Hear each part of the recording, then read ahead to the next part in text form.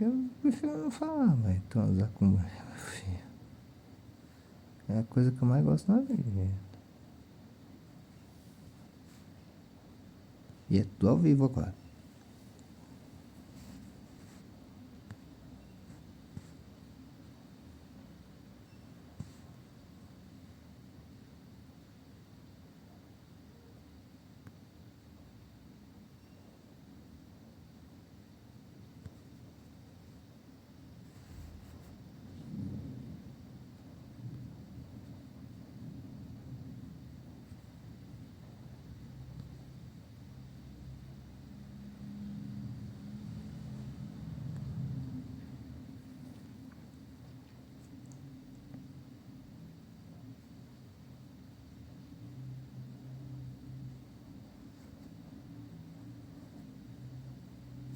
Ganhar ou perder ali não faz sentido. Então pode apostar. Tem um jogador melhor. Mas não é o suficiente. Vez ou outra vai dar bom isso aí. O problema é o enterrada total que nunca dá bom. Eu desisti do enterrada total. Só dá ruim. Você perde o que você acumulou. Então só dá ruim.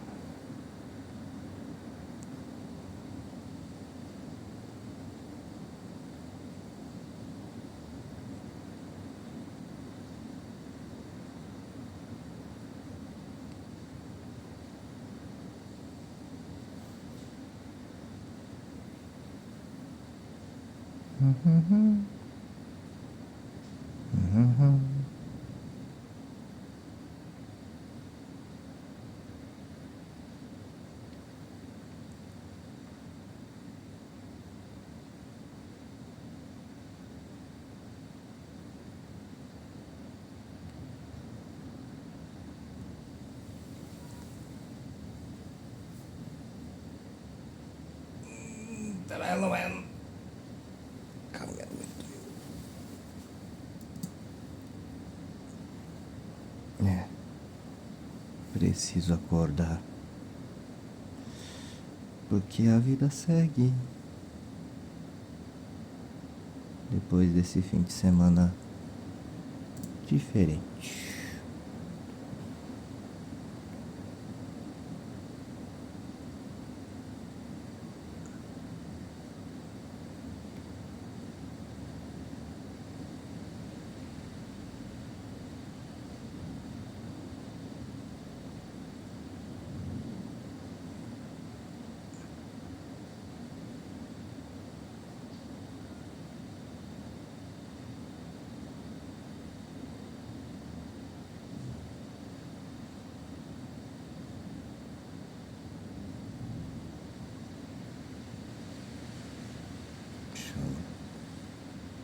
F5 na página.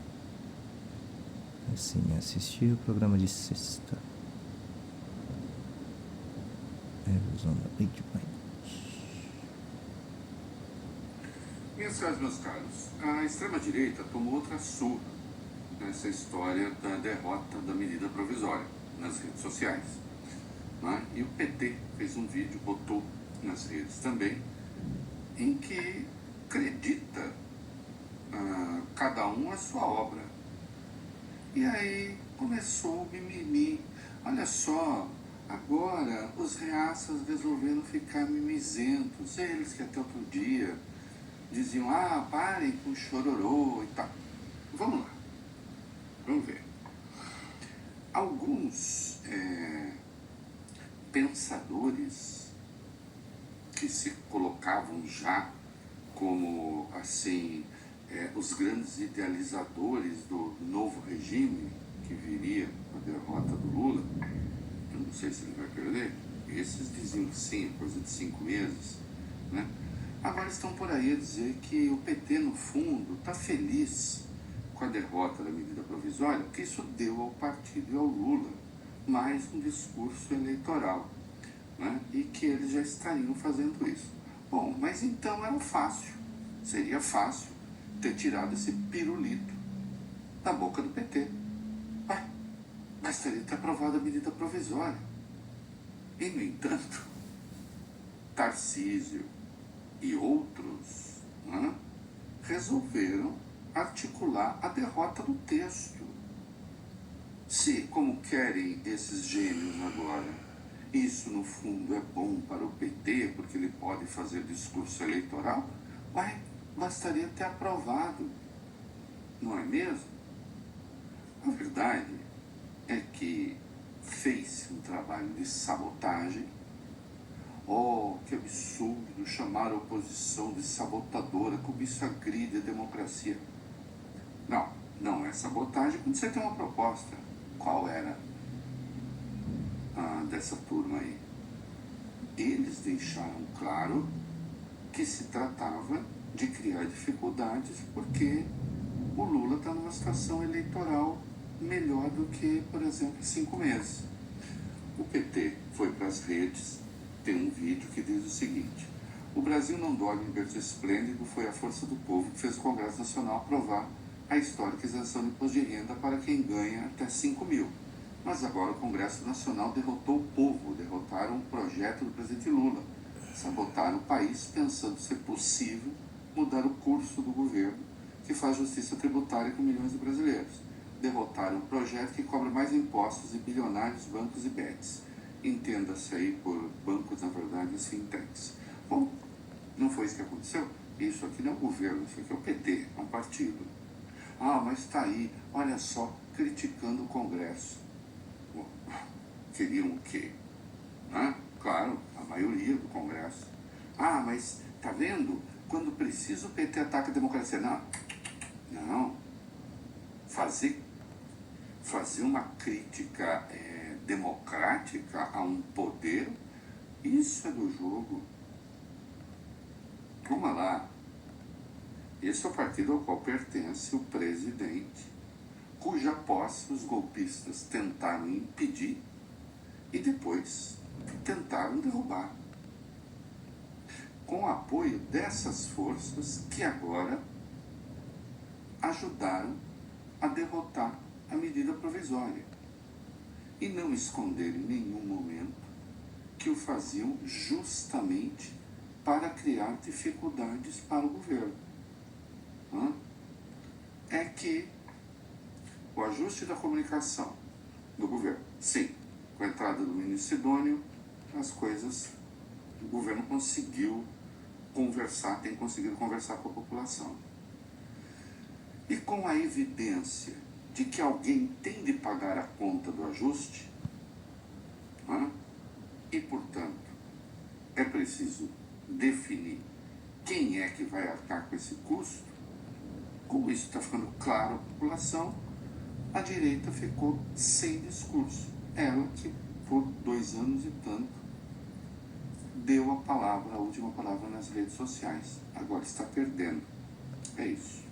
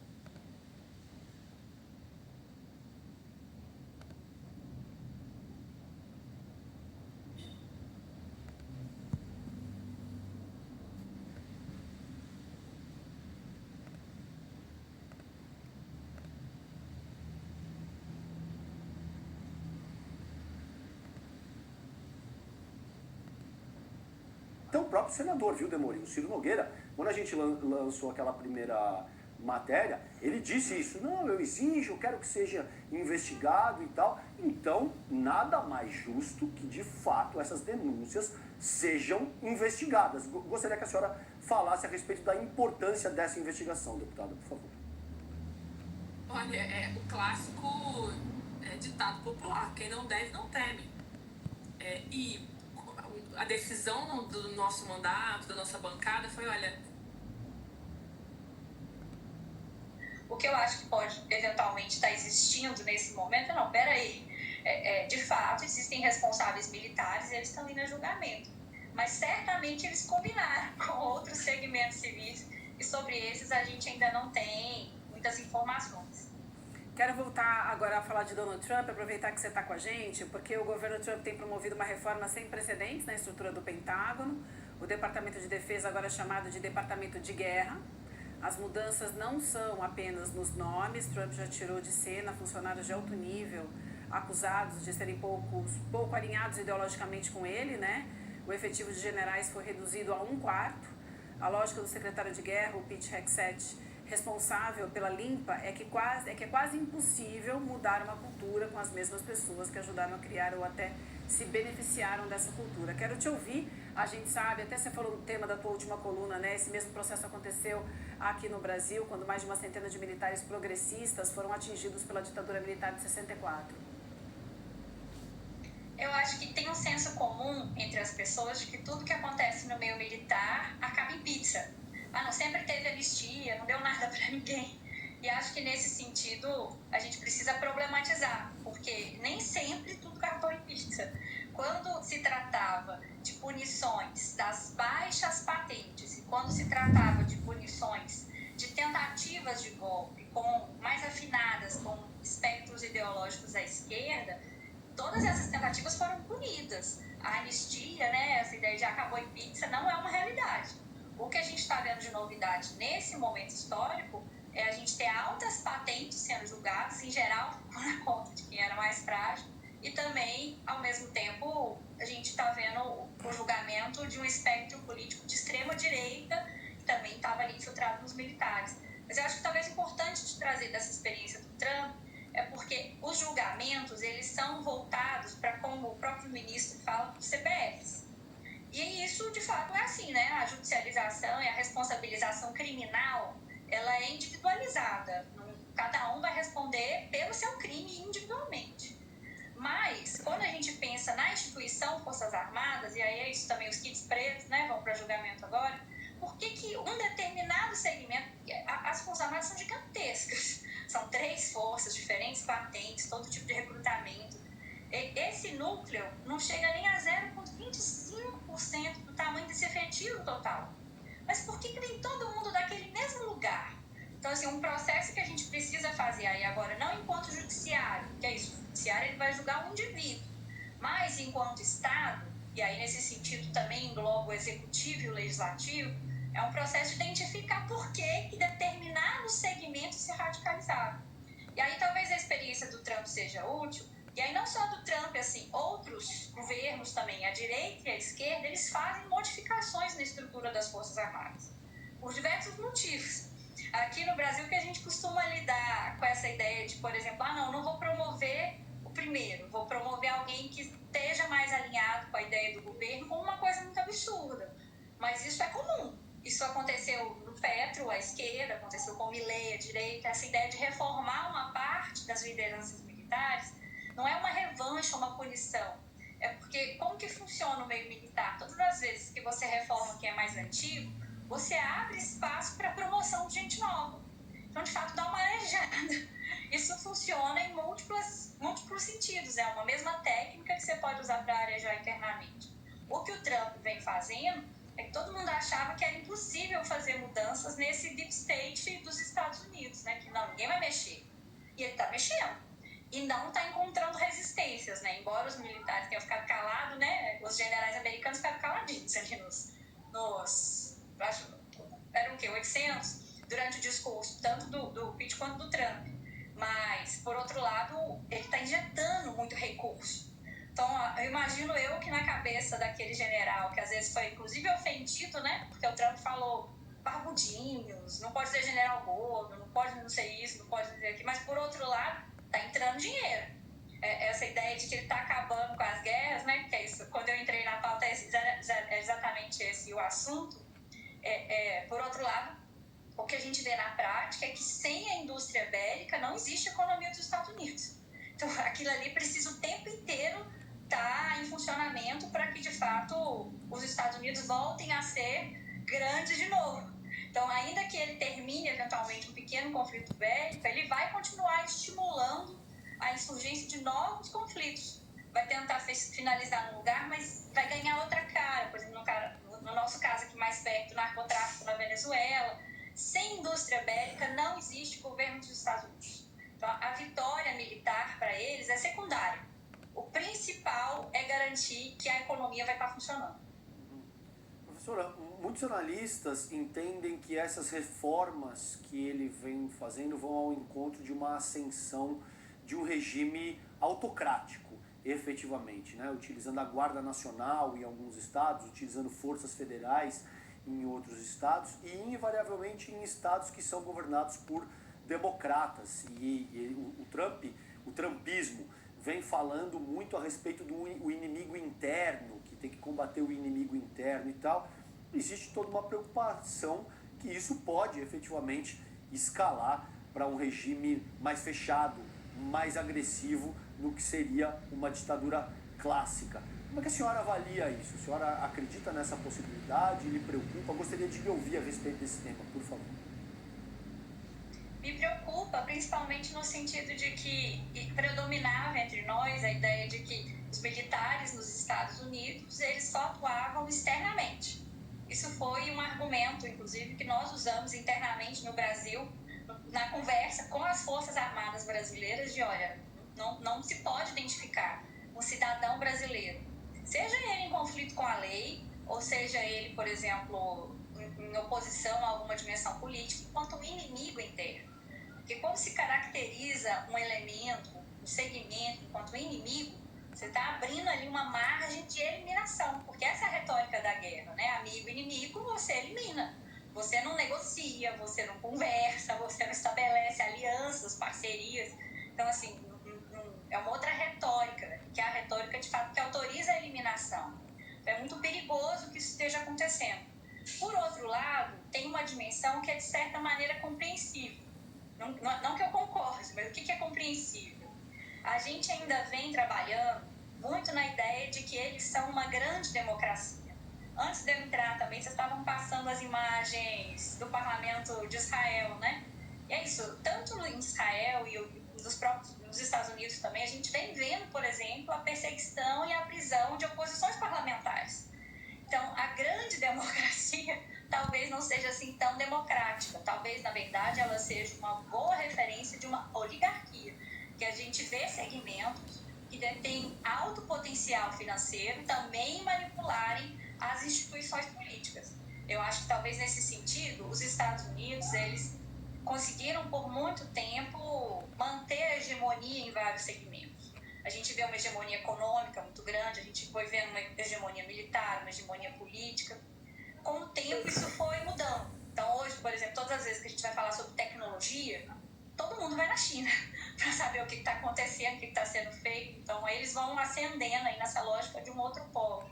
O que a gente talvez esteja vendo nesse período mais recente, a ideia de, para mim, o marco dessa mudança dos Estados Unidos enquanto parâmetro moral tá aquelas capas com aquele chifrudo ocupando o Capitólio, com aquela roupa que parece uma cena assim, gente, como isso pode ser a maior democracia do mundo? Não, a gente tem que repensar o que a gente está entendendo por democracia. Então, talvez, mais do que ficar lamentando, porque a maior parte dos livros, por exemplo, na ciência política, eles têm trabalhado com a ideia de por que as grandes democracias morrem. Talvez a gente devesse pensar o que de fato é uma democracia, no sentido da possibilidade da população, de maneira geral, se ver representável ali naquele espaço. Então, essas medidas do Trump com relação aos militares, não só aos militares, né? A gente viu isso também no judiciário, essa imagem, para mim, essa imagem marca essa virada de transição de hegemonia, em alguma medida moral, né? Do que seria, de fato, uma referência enquanto grande democracia. Perfeito, professora Ana Penido, quero agradecer demais sua participação, contribuiu bastante aqui para o nosso debate. Uma boa semana e até uma nova oportunidade. Obrigada. Eu que agradeço a oportunidade de conversar com vocês. Uma boa semana para todos. Obrigada, professora. querido. E enquanto a gente falava com a professora, muita gente perguntando sobre a transmissão do julgamento do Núcleo 4 amanhã. A gente vai fazer sim o acompanhamento em canal paralelo, então fiquem aqui com a gente tem todas as discussões no N1 amanhã de manhã e no canal paralelo também a transmissão e a gente vai ter a participação da Juliana Dalpive e de todo o time, tá bom? Venham junto com a gente. São 10 horas e 1 minutinho, deixa eu chamar o Juca Kifuri. Oi, Juca! Bom dia pra você, meu amigo, Oi. tudo bem? Tudo bem, e vocês? Tudo bem, Estamos Juca. aqui. Vamos lá então, porque o Ministério Público Federal denunciou o jornalista Breno Altman por racismo contra os judeus, incitação e apologia ao crime. O Ministério Público acatou um pedido da CONIB, que é a Confederação Israelita do Brasil. Antes, a Polícia Federal já havia aberto inquérito sobre postagens dele nas redes sociais, mas concluiu que não houve crime algum. Breno Altman é judeu, tem sido um dos mais duros críticos de Israel no massacre contra Gaza, já conversamos várias vezes com ele aqui no programa. O jornalista, o governo israelense, liderado por Benjamin Netanyahu, é movido por ideias racistas e impõe um regime de apartheid aos palestinos que vivem nos territórios controlados militarmente por Israel há anos. A denúncia rendeu, gente, uma campanha com um abaixo-assinado em solidariedade ao jornalista. Juca.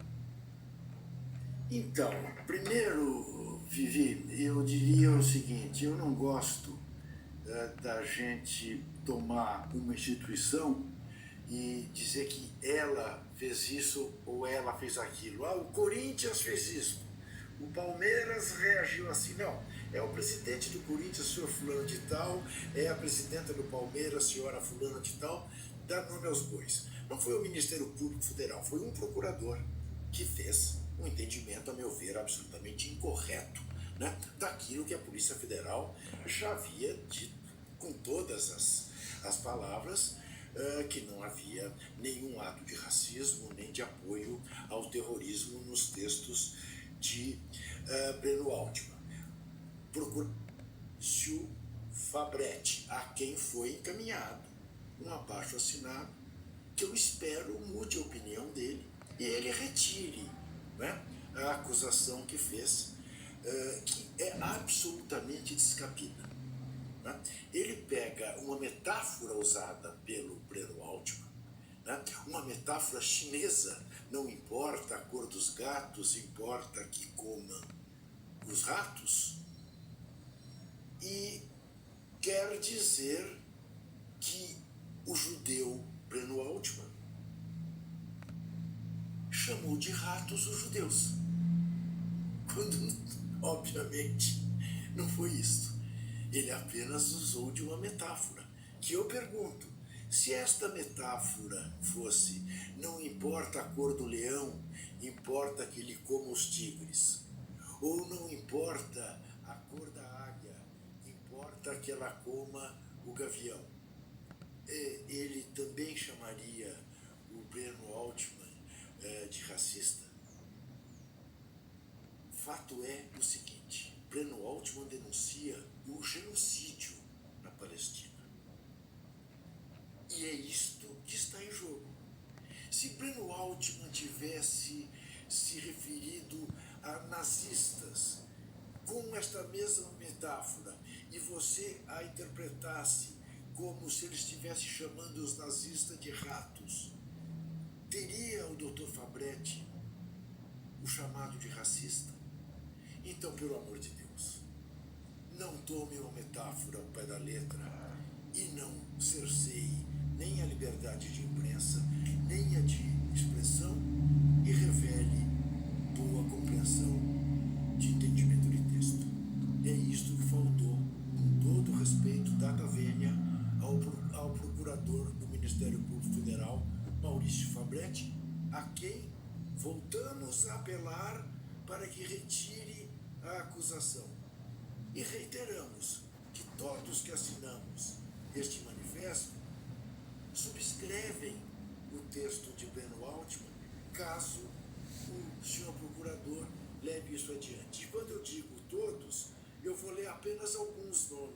que assinaram.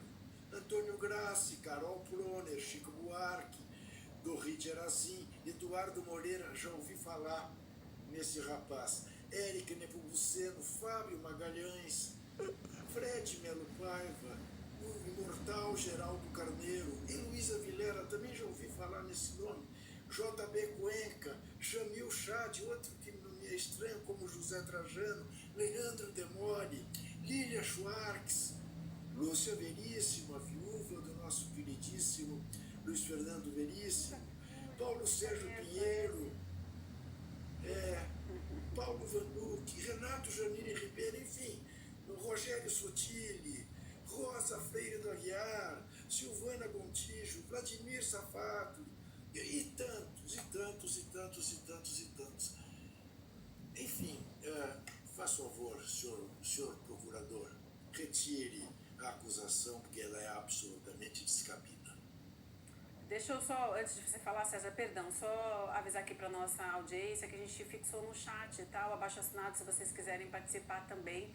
Então tá aí no chat para vocês a carta em solidariedade ao Breno Altman, tá? O abaixo assinado, essa é a capa, e a gente fixou também aí no comentário do chat para vocês entrarem direto no link. Vamos, César.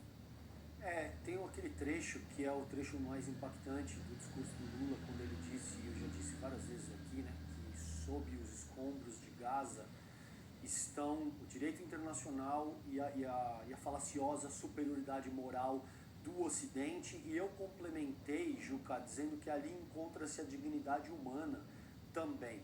Por que eu te disse isso, Vivian? Por conta de coisas assim. Quando você tem um genocídio em curso, no qual muito provavelmente centenas de milhares de pessoas morreram, porque os números, ao que tudo indica, aí são subdimensionados, Juca.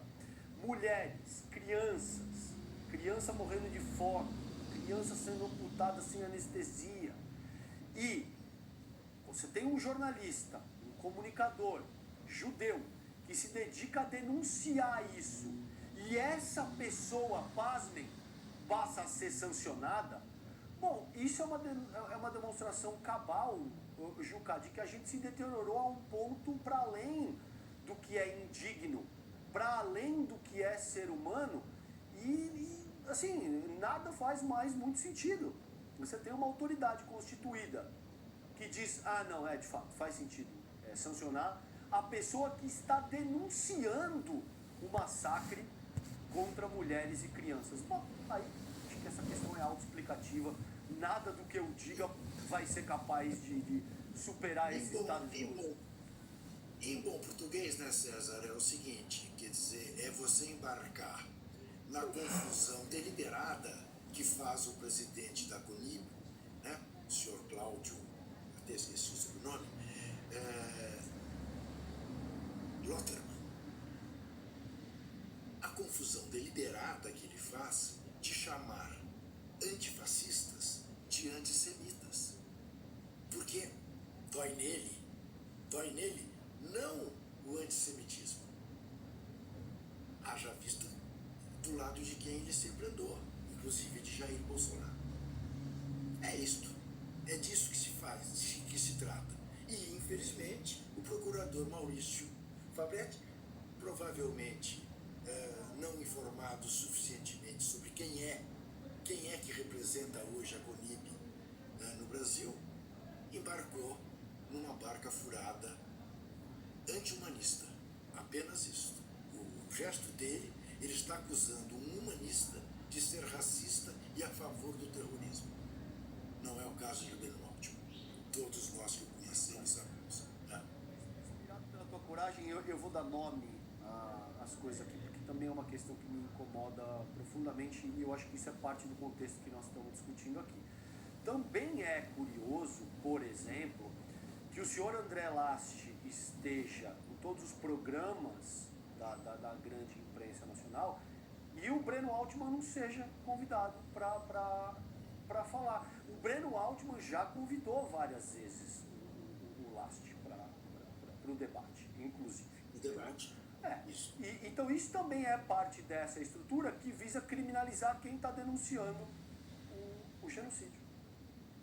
Exatamente. É que eu digo, eu prefiro ficar ao lado de todos aqueles judeus, todos aqueles israelenses, né, como a filha do Amos Oz, como tantos intelectuais, historiadores e tal, né, que denunciam o genocídio causado por este terrorista chamado Netanyahu, né, que ainda agora, tendo que engolir uma paz enfiada pela garganta, depois de tantas mortes, né, fala que o conflito não terminou, continua com o discurso bélico, porque sabe que se estabelecer a paz no Oriente Médio, a primeira vítima será ele, que sofrerá um processo de impeachment em Israel. É isto. É isso, Juca. E agora ficam aqui uns bobocas, né, das CONIB, da Federação Israelita de São Paulo, defendendo este terrorista. É isso. Ô, Juca, deixa eu girar a pauta, que eu quero falar outro tema aqui contigo também, aproveitando que você está com a gente, porque na semana passada a gente mostrou aqui os aplausos recebidos pelo presidente Lula durante o show da Maria Bethânia em São Paulo. E aí, nesse final de semana, quem foi ovacionado foi o ministro do STF, Alexandre de Moraes, durante um show de Alcione, no Centro de Convenções Ulisses Guimarães, em Brasília. A cantora dedicou o espetáculo ao ministro. A gente tem aqui um momento, vamos ver. Boa noite, Brasília. Todos vocês.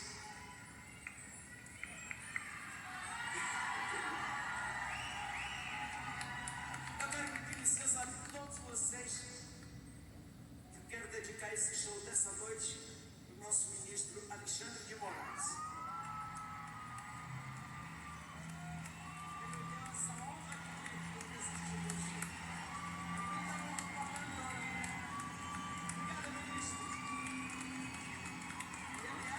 Pois é, ó, e depois desse momento, o público puxou o coro Sem Anistia, que já é um clássico também, tá? Agora, Juca, não é pouca coisa, né? Não é pouca coisa. Ter um show da Alcione dedicado em teu nome não é pouca coisa, né?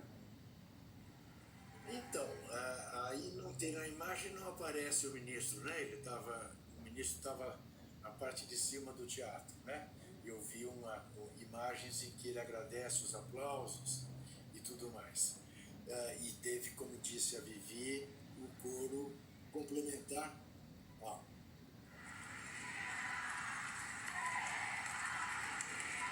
Isso aí. Muito bem, muito bem. Vamos examinar isso, porque é interessante, né? Interessante. Lembre-se que a dona Michele Bolsonaro acusou os progressistas de terem só levado gente para as manifestações contra a anistia no Rio de Janeiro, porque estavam lá Chico Buarque, Caetano Veloso, Gilberto Gil e Paulinho da Viola, e Ivan Lins e tudo mais, né?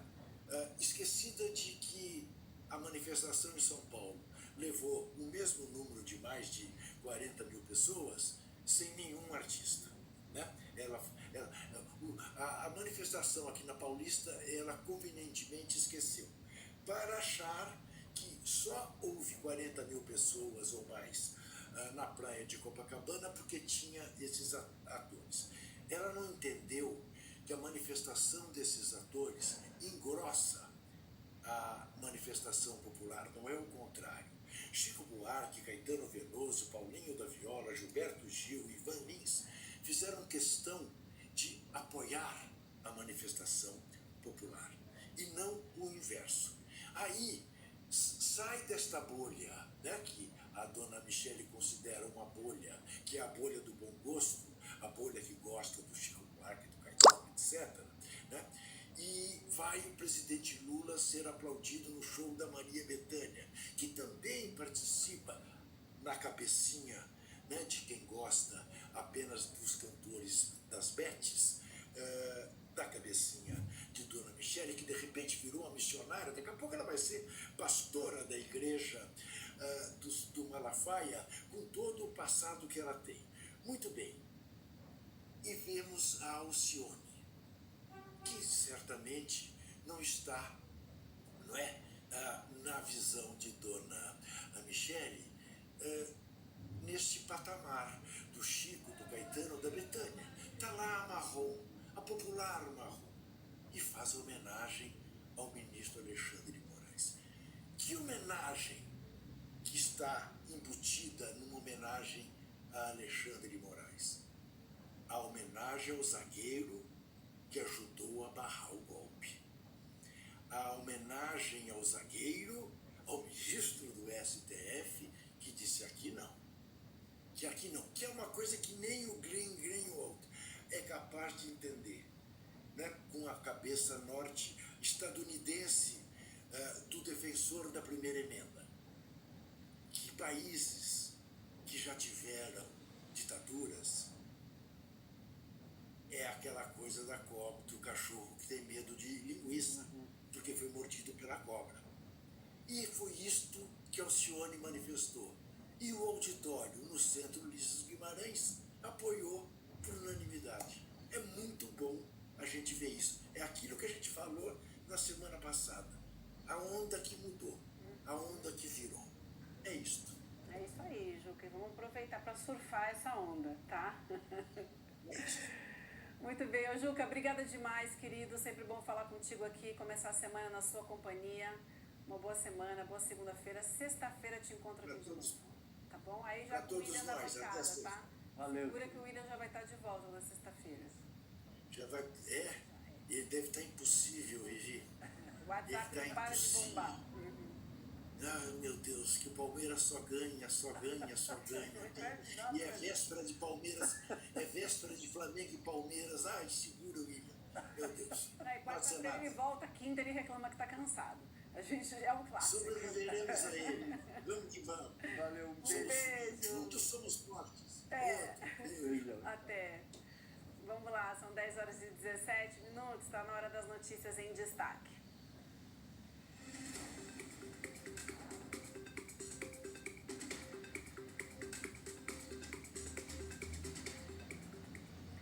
Lucas Rocha, bom dia para você, boa segunda-feira. Bom dia, pessoal, boa segunda-feira a todos. Vamos lá então, as notícias que a gente tem no nosso site, srnoticias.com.br. Empresa do senador Marcos Pontes usa espaço da FAB para oferecer serviços. Conte-nos, conta tudo no Esconda Nada. Pois é, Vivi, a reportagem do Bruno Ribeiro, da Folha, investigou a atuação da empresa do Marcos Pontes durante o Domingo Aéreo, uma feira de São Paulo e de exposição de várias aeronaves da FAB. E a empresa do Marcos Pontes usou esse espaço para oferecer pacotes de turismo de aventura, né? O Marcos Pontes é um grande vendedor, né, Vivian? Ele que se notabilizou como um vendedor dos travesseiros da NASA, agora está vendendo pacotes de turismo durante evento da FAB, o que é muito curioso, mas além de tudo, além de ser engraçado, é uma coisa que é praticamente ilegal, né? Eu acho que a gente pode dizer que é ilegal o que o Marcos Pontes está fazendo, porque ele tem um cargo público, né? Ele não poderia usar o espaço de uma feira da FAB para vender serviços da sua empresa que leva o seu nome. Ele disse oficialmente que não foi ele que estava lá, que quem estava lá era o sócio dele, mas o nome da empresa é Fundação Marcos Pontes, com várias fotos dele, né, e com promessas que a pessoa vai viajar no mesmo foguete que ele viajou, o mesmo foguete que ele viajou. Enfim, é muito esquisito, mas mostra um pouco, né, dessa figura de baixíssimo clero que é o Marcos Pontes, que se diz um grande astronauta, mas sempre foi um grande vendedor de travesseiro. Eu nem lembrava que ele era senador ainda, gente, juro pra você. Até eu li o título e falei, não, deve estar errado aqui. Ele é senador. Gostei da disposição do Lucas, já Ex-ministro chegou na segunda-feira assim com tudo. Vendedor de travesseiro foi ótimo. Precioso. Vamos lá, tem outra notícia aqui importante. TJ de São Paulo determina que Gestão Nunes abra documentos sobre fraudes em moradias populares para a CPI. Decisão da Justiça dá então 15 dias para que a Prefeitura da capital forneça cópias de processos e multas à CPI. É isso, Vivian. A decisão importante do Tribunal de Justiça de São Paulo, o Ricardo Nunes tem tentado boicotar a CPI da habitação na Câmara Municipal de São Paulo, não tem enviado os documentos solicitados, a base do governo não tem ocupado as vagas na CPI, tentado impedir a sua instalação, que é uma CPI muito importante, né, sobre utilização muitas vezes de benefícios, né, para imóveis de moradia popular que acabam sendo construídos imóveis de alto padrão, né? Isso tem acontecido muito em São Paulo, né, de que se diz que vai ser moradia popular e no final das contas é um prédio que é caríssimo e impagável. Então é importante essa investigação. Vamos ver se com essa decisão judicial de fato a CPI consegue investigar essa questão. Muito bem, tá tudo lá no nosso portal, tá bom? ministerienoticias.com.br. Aproveitando que a gente está contigo, você também é o nosso especialista para a América Latina, vamos falar da demonstração, da fala do Maduro, né? Depois do pronunciamento dele, né? Depois da indicação da Maria Corina para o Prêmio Nobel da Paz. Ele se manifestou 2 dias depois. Em discurso no domingo, ele se referiu a ela como bruxa demoníaca. Eu tenho o vídeo, vamos ver? 90% de toda la población repudia a la bruja demoníaca de la Sayona.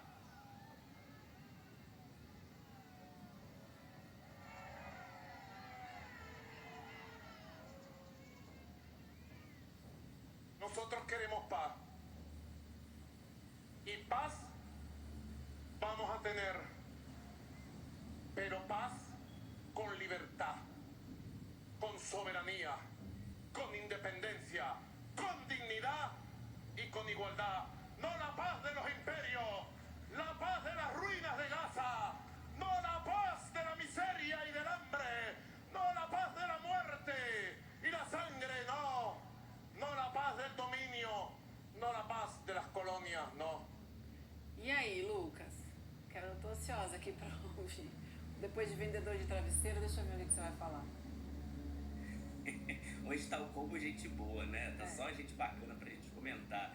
Mas a Marina Corina Machado, ela é uma figura de extrema-direita da Venezuela, né? Uma das figuras mais torpes da política venezuelana. Foi uma das incentivadoras das guarimbas lá em 2014, que foram protestos violentos, que geraram dezenas de mortes, centenas de feridos.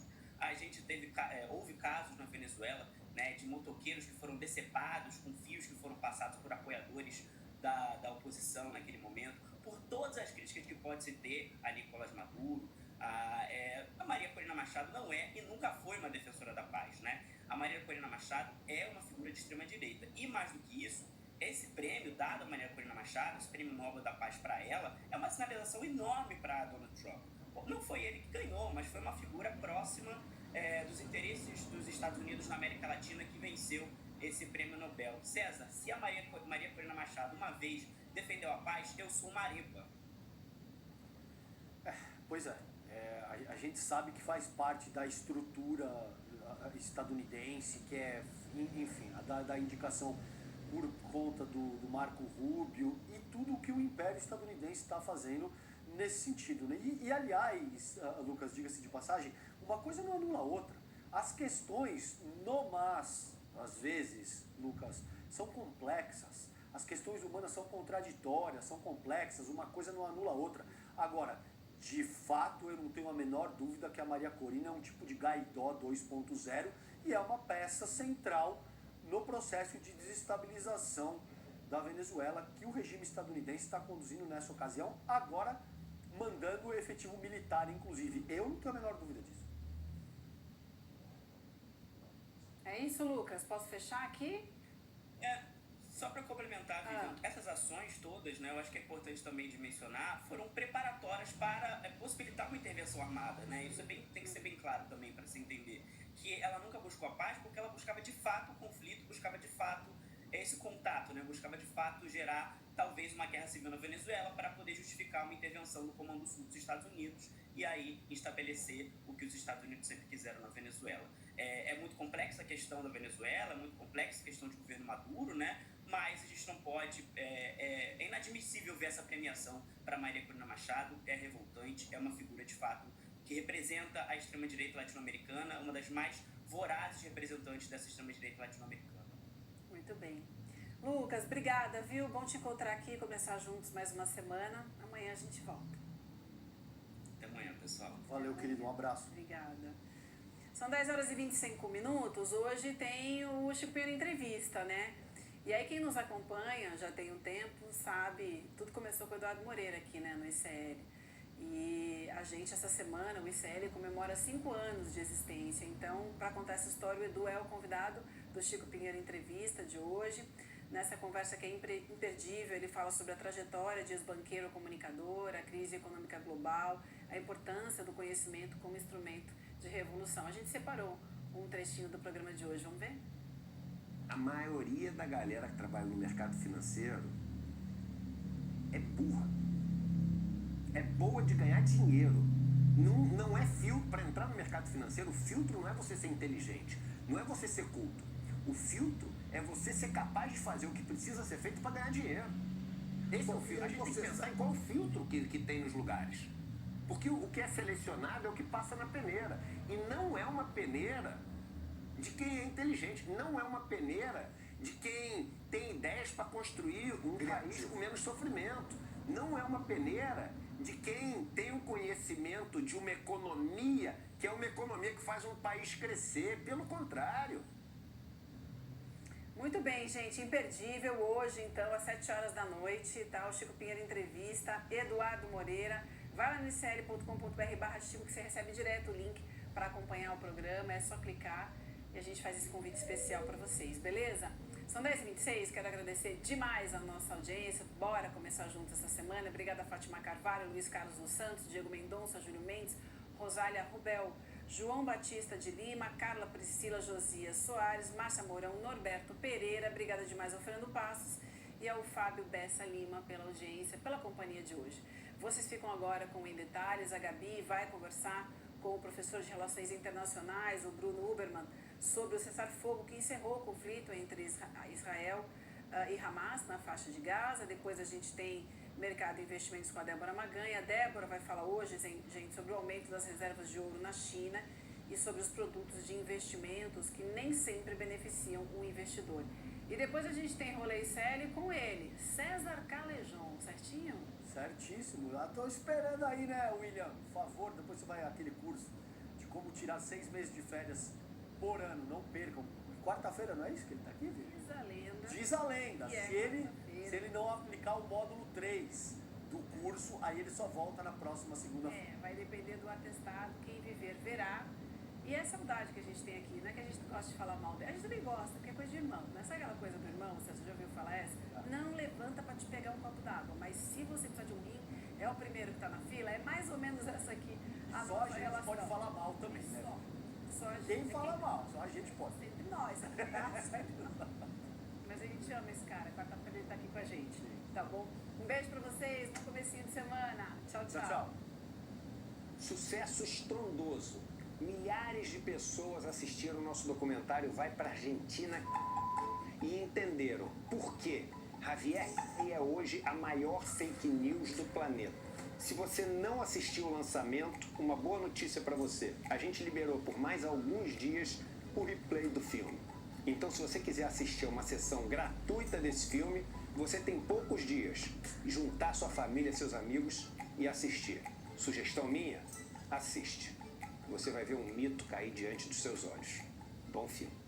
Você sabia que todos os nossos programas estão no Spotify? A notícia não pode parar e agora você pode acompanhar todos os nossos programas onde e quando quiser. Siga nossos canais no Spotify e tenha acesso ao Chico Pinheiro Entrevista, Desperta ICL, Rolê e muito mais. ICL no Spotify. Informação que te acompanha. Depois de 2 anos de genocídio, a faixa de Gaza tem um cessar-fogo em vigor. O ataque emblemático foi em outubro de 2023 e desde então a região se tornou um símbolo de destruição. Agora, sob mediação dos Estados Unidos, Catar e Turquia, as armas silenciam pela primeira vez em meses. O acordo é um plano de paz com múltiplas etapas. A primeira delas prevê a troca de reféns e prisioneiros.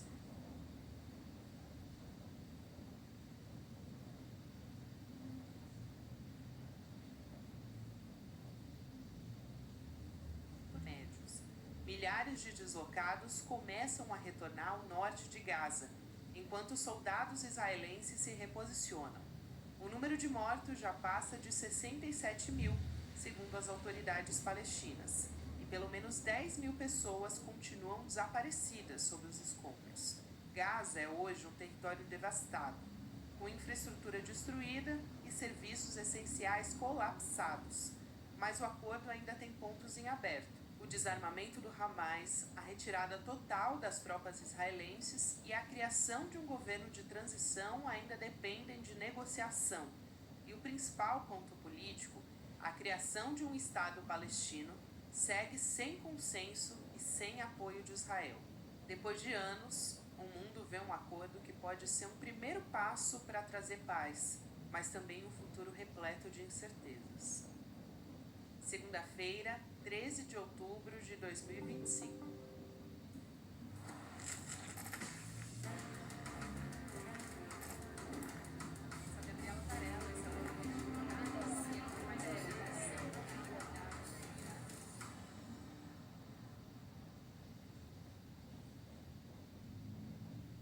Olá, seja bem-vindo, seja bem-vinda. Eu sou a Gabriela Varela, está começando mais um videocast em detalhes.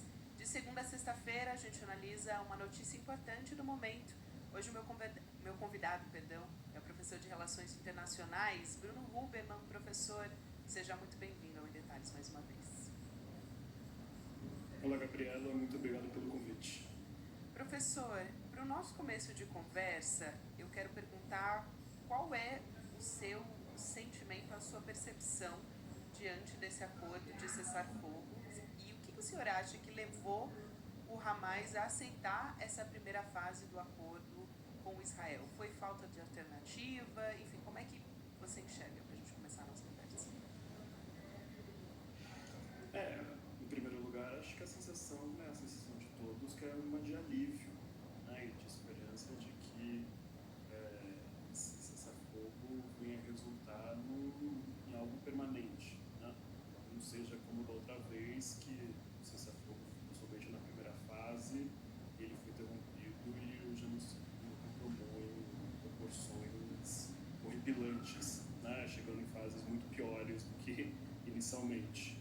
Então, e você colocando, né, a posição do Hamas, né, certamente eu acho que o Hamas e a Jihad Islâmica, né, o Hamas é a principal parte aí, mas outros grupos também fizeram parte dessa negociação, está numa posição muito mais enfraquecida do que estava há um ano atrás, né, digamos assim. Então, eu acho que os palestinos estão, né, diante do sofrimento imposto, né, à população civil de Gaza, de alguma forma o grupo guerrilheiro, né, se viu, eu acho que numa posição de fragilidade e obrigado, né, diante dessa aliança feita entre Turquia, Catar, Egito, né, para de alguma forma puxar a mão assim, do Hamas e forçar a mão, digamos assim, né, para que eles aceitem o plano do Trump. E eu acho que eles estão, né, dispostos a fazer concessões maiores do que eles estavam dispostos há um ano e meio, um ano atrás. E a gente tem que ver, a gente não sabe ainda todos os detalhes, né, das fases seguintes, mas eu acho que o ponto central aí, que era aceitar abrir mão das armas, parece que possivelmente eles venham aceitar, coisa que alguns meses atrás, eu mesmo escrevi sobre isso, eles pareciam bastante irredutíveis. Pois é, esse era um dos pontos que eu ia justamente perguntar, porque me chamou muito a atenção, né? Ainda não entraram num acordo, mas parece que vão, pelo que você está colocando aqui também, professor, para desarmar o Hamas. E o acordo também demanda a soltura dos reféns do Hamas. Esse é um outro ponto que me chama bastante a atenção e que eu quero a sua avaliação também. Em troca dos palestinos, reféns pelas forças de Israel, a primeira coisa, né, esse acordo, pela forma que está até o momento, está em pé de igualdade ou ainda, justamente por não ter chegado a um acordo em todas as partes, ainda demanda um pouco mais? E a outra questão é a seguinte, me parece que essa questão dos reféns e do desarmamento são dois pontos sensíveis para o Hamas. Se estão dispostos a aceitar, é porque enxergam que agora tem algum componente que é diferente, tem uma confiança maior nesse cessar-fogo? E por quê? Eu não sei se eles chegam a ter maior confiança no cessar-fogo do que antes. Eu acho que eles têm menos alternativas e têm que, de alguma forma, aceitar. De alguma forma, os israelenses e o Netanyahu estão apostando nessa vitória, que é o desarmamento do Hamas, mesmo que parcial, mesmo que seja algo para mostrar para o seu público. Porque também não sei como você vai assegurar que todo o Hamas seja desarmado. Né? Eu não sei como você vai verificar esse processo. Isso é uma tática israelense, né? Quando fecham um acordo, eles continuam ainda bombardeando, aproveitando oportunidades, né? E eu acredito que é o que eles fizeram nas últimas horas, né? Volta de 100 pessoas nas últimas horas, desde que o acordo foi anunciado até ele ter sido sancionado, e agora ele está sendo colocado em implementação já, parece que as forças israelenses estão recuando, mas eu não duvido que vá acontecer ainda hostilidades, porque é isso, os israelenses ainda vão estar ocupando volta de 60%, 50% e alguma coisa por cento da faixa de Gaza, né? Ou seja, vai ter um cordão de isolamento aí para acontecer a troca de reféns, mas isso não assegura, né, que os guerrilheiros vão conseguir vir a público, fazer a troca e vão estar em segurança, né, do ponto de vista dos palestinos. Eu acho que hostilidades vão continuar acontecendo, porque eu acho essa situação muito frágil. Nesse de setembro, né, acho que no dia 9 de setembro, o Netanyahu lançou mísseis enquanto o Hamas estava discutindo as possibilidades de um acordo em Doha, no Catar. Tinha representantes do Hamas lá. E isso gerou uma comoção internacional também, agentes internacionais e o próprio Donald Trump por o Catar ser aliado dos Estados Unidos. Isso também, de alguma maneira, impulsionou para que a gente tivesse um plano de paz, e seja lá como ele foi feito, a gente pode concordar ou não com aspectos desse acordo, e particularmente a gente sabe que foi um acordo de baixo para cima, mas qual é a relação desse acordo, da maneira que ele foi colocado, e desse último bombardeio que a gente teve, desse último ataque de Israel contra o Catar, que foi também um dos países soberanos que Israel atacou desse processo?